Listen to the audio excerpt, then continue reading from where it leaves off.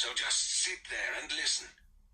And then, maybe you will understand. Chapter 1. Moscow, May 1971. Central, in a densely wooded tract of land not far out of the city, where the Sepukhov road passed through a saddle between low hills and gazed for a moment across the tops of close-grown pines towards Podolsk, which showed as a hazy smudge on the southern horizon, brightly pricked here and there with the first lights of evening, stood a house, or mansion of debased heritage and mixed architectural antecedents. Several of its wings were of modern brick upon old stone foundations, while others were of cheap breeze blocks roughly painted over in green and grey, almost as if to camouflage their ill-matching construction. Bedded at their bases in steeply gabled end walls, twin towers or minarets, decayed as rotten fangs and gaunt as watchtowers, whose sagging buttresses and parapets and flaking spiral decorations detracted nothing from a sense of dereliction. Raised, broken, bulbous domes high over the tallest trees, their boarded windows glooming like hooded eyes.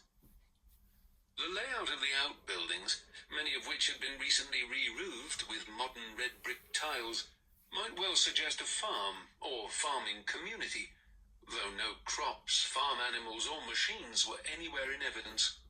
The high, all-encompassing perimeter wall, which from its massy structure, reinforced abutments and broad breast walls might likewise be a relic of feudal times, showed similar signs of recent repair work, where heavy grey concrete blocks had replaced crumbling stone and ancient brick. To east and west, where streams ran deep and gurgling over black, rounded rocks, flowing between steep banks, which formed them into natural moats, old stone bridges supporting lead roofs green with moss and age tunneled into and through their walls, their dark mouths muzzled with steel-latticed gates. All in all, grim and foreboding. As if the merest glimpse of the place from the highway would not be sufficient warning in itself, a sign at the T-junction where a cobbled track wound away from the road and into the woods declared that this entire area was property of the state, patrolled and protected, and that all trespassers would be prosecuted. Motorists were not permitted to stop under any circumstances. Walking in the woods was strictly forbidden, hunting and fishing likewise. Penalties would be, without exception, severe.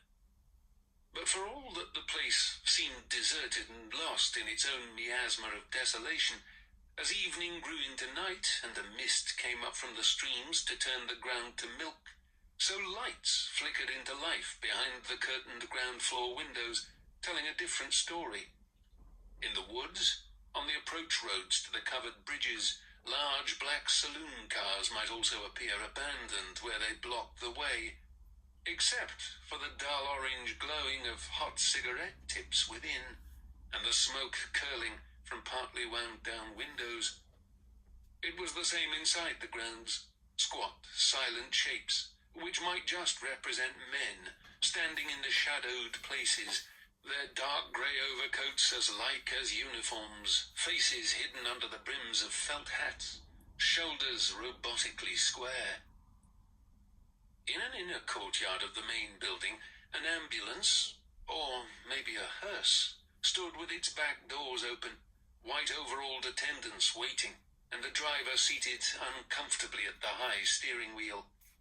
One of the attendants played with a steel loading roller, spinning it on well-lubricated bearings at the rear end of the long, somehow sinister vehicle. Nearby, in an open-ended barn-like structure with a sagging canvas roof, a helicopter's dull paintwork and square glass windows gleamed darkly in shadow, its fuselage bearing the insignia of the Supreme Soviet. In one of the towers, leaning carefully on a low parapet wall, a figure with army night sight binoculars scanned the land about, particularly the open area between the perimeter wall and the central cluster. Projecting above his shoulder, the ugly blue metal snout of a high-caliber machine gun was limned faintly against a horizon growing steadily darker. Inside the main building, modern soundproof partition walls now divided what had once been a vast hall into fairly large rooms, serviced by a central corridor lit with a row of fluorescent tubes strung along a high ceiling. Each room had a padlocked door, and all the doors were fitted with tiny grille windows with sliding covers on the inside, and with small red lights which, when blinking, signified no entry, not to be disturbed. One of these lights, halfway down the corridor on the left, was blinking even now. Leaning against the wall to one side of the door with the blinking light, a tall, hard-faced KGB operative cradled a submachine gun in his arms. For the moment relaxed, he was ready to spring to attention or into action at a moment's notice. The merest hint of the door opening, the sudden cessation of the red lights blinking, and he would snap up straighter than a lamppost. For while none of the men in that room was his real master, nevertheless one of them was as powerful as anyone in the highest ranks of the KGB, perhaps one of the 10 most powerful men in Russia. There were other men in the room beyond the door, which in fact was not one room but 2, with an interconnecting door of their own. In the smaller room, 3 men sat in armchairs, smoking, their hooded eyes fixed on the partition wall, of which a large central section, floor to ceiling, was a one-way view screen. The floor was carpeted. A small wheeled table within easy reach supported an ashtray, glasses, and a bottle of Slivovitz. All was silent except for the breathing of the 3 and the faint electric whir of the air conditioning. Subdued lighting in a false ceiling was soothing to their eyes. The man in the middle was in his mid-60s. Those to right and left, perhaps 15 years younger. His protégés, each of them knew the other for a rival. The man in the middle knew it too. He had planned it that way. It was called survival of the fittest. Only one of them would survive to take his place, when eventually that day came. By then, the other would have been removed, perhaps politically, but more likely in some other, still more devious fashion. The years between would be their proving ground. Yes, survival of the fittest. Completely grey at the temples, but with a broad, contrasting central stripe of jet-black hair swept back from his high, much wrinkled brow, the senior man sipped his brandy, motioned with his cigarette. The man on his left passed the ashtray. Half of the hot ash found its target, the rest fell to the floor. In a moment or two the carpet began to smoulder, and a curl of acrid smoke rose up. The flanking men sat still, deliberately ignoring the burning. They knew how the older man hated fussers and fidgets. But at last their boss sniffed, glanced down at the floor from beneath bushy black eyebrows, ground his shoe into the carpet to and fro until the smouldering patch was extinguished. Beyond the screen, preparations of a sort had been in progress. In the Western world, it might be said that a man had been psyching himself up. His method had been simple, startlingly simple in the light of what was about to occur. He had cleansed himself. He had stripped naked and bathed, minutely and laboriously soaping and scrubbing every square inch of his body. He had shaved himself, removing all surface hair from his person, with the exception of the close-cropped hair of his head. He had defecated before and after his bath, on the second occasion doubly ensuring his cleanliness by washing his parts again in hot water and toweling himself dry. And then, still completely naked, he had rested. His method of resting would have seemed macabre in the extreme to anyone not in the know, but it was all part of the preparations. He had gone to sit beside the second occupant of the room, where he lay upon a not quite horizontal table or trolley with a fluted aluminium surface, and had lain his head on his folded arms where he rested them upon the other's abdomen. Then he had closed his eyes and apparently had slept for some 15 minutes. There was nothing erotic in it, nothing remotely homosexual. The man the trolley was also naked, much older than the first, flabby, wrinkled and bald, but for a fringe of grey hair at his temples. He was also very dead, but even in death, his pallid, puffy face, thin mouth, and dense grey inward slanting eyebrows were cruel. All of this the three on the other side of the screen had watched, and all had been accomplished with a sort of clinical detachment and no outward indication of awareness from the performer that they were there at all. He had simply forgotten their presence. His work was all engrossing, too important to admit of outside agencies or interferences. But now he stirred, lifted his head, blinked his eyes twice, and slowly stood up.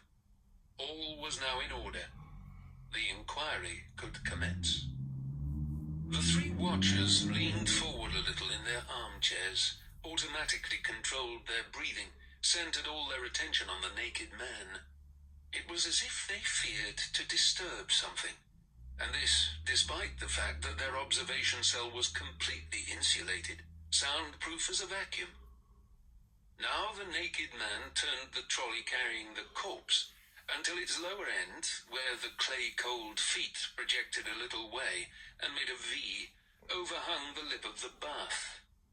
He drew forward a second, more conventional trolley table and opened the leather case which lay upon it, displaying scalpels, scissors, saws, a whole range of razor-sharp surgical instruments.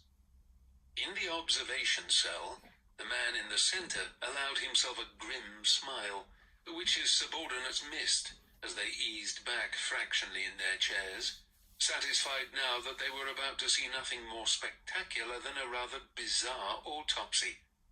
Their boss could barely contain the chuckle rising from his chest, the tremor of ghoulish amusement welling in his stocky body as he anticipated the shock they had coming to them. He had seen all of this before, but they had not. And this, too, would serve as a test of sorts. Now the naked man took up a long chromium-plated rod, needle-sharp at one end, and bedded in a wooden handle at the other, and without pause, leaned over the corpse, placed the point of the needle in the crater of the swollen belly's navel, and applied his weight to the handle. The rod slid home in dead flesh, and the distended gut vented gases accumulated in the 4 days since death had occurred, hissing up into the naked man's face. "Audio!" snapped the observer in the middle, causing the men flanking him to start in their chairs. His gruff voice was so deep in its range as to be little more than a series of glottal gurgles as he continued, "Quickly, I want to listen." And he waggled a stubby finger at a speaker on the wall.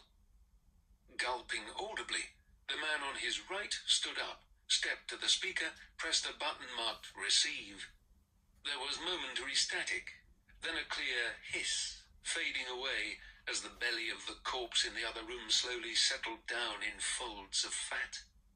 But while yet the gas escaped, instead of drawing back, the naked man lowered his face, closed his eyes, and inhaled deeply, filling his lungs. With his eyes glued to the one-way screen, fumbling and clumsy, the official found his chair again and seated himself heavily. His mouth, like that of his opposite number, had fallen open. Both men now perched themselves on the front edges of their chairs, their backs ramrod straight, hands gripping the wooden armrests.